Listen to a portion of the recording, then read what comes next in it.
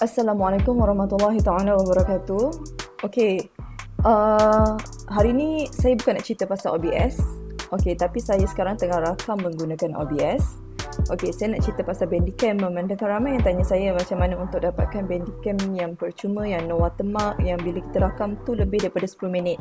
Sebab OBS yang, sebab Bandicam yang saya tunjukkan sebelum ni, Bandicam yang ada watermark, yang tak berdaftar. Okey, jadi sekarang saya nak tunjukkan macam mana cara untuk kita daftar.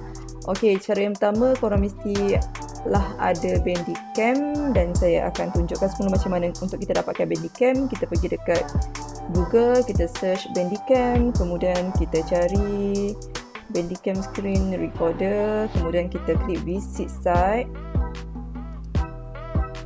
Okey, dah dekat sini. Kita open, kita install, kita klik OK, next, agree, next, install.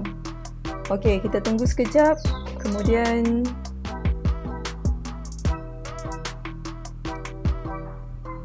kita tunggu sekejap, kita klik finish. OK,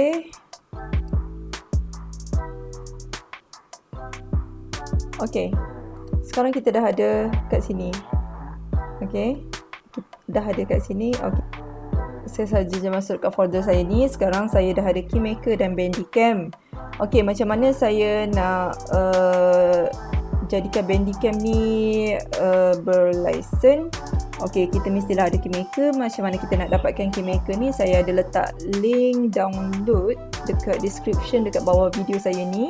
Saya ada letak link dekat situ, jadi sekarang korang boleh download dekat situ. Okey, bila kita dah ada keymaker ni, kita dah download dan install macam biasa. Kita pergi dekat logo yang ada topi. Dekat sini dah ada 3, ada file, ada logo topi, ada logo komputer. Tapi kita pergi dekat logo topi, kita klik kanan, kita copy, kemudian kita pergi dekat Bandicam, kita klik kanan, kita open file location, kemudian kita pastekan dekat file Bandicam ni, klik continue. Okey, kemudian kita klik kanan, kita pergi dekat bawah open ni, ada open, kita run dekat sini, kita klik. Okey, kita klik yes. Okey, kemudian disuruh register, kita masukkan email kita, tak kisahlah email korang kan.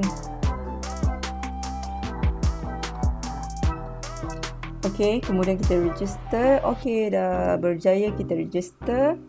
Okey, dah berjaya. Kemudian kita cuba open kita punya Bandicam tu tadi. Yes. Okey, kita test Okey, di video sebelum ni saya dah tunjukkan macam mana cara untuk setting. Okey, dekat sini. Okey, saya tunjuk yang ringkas-ringkas je. Okey, kita pergi dekat full screen. Okey, sekarang ni Bandicam saya ni fresh dia tak setting lagi. Jadi kalau nak tahu macam mana cara untuk setting, boleh rujuk video saya yang sebelum ni. Okey, sekarang saya nak try rakam. Okey, sekarang saya dah rakam.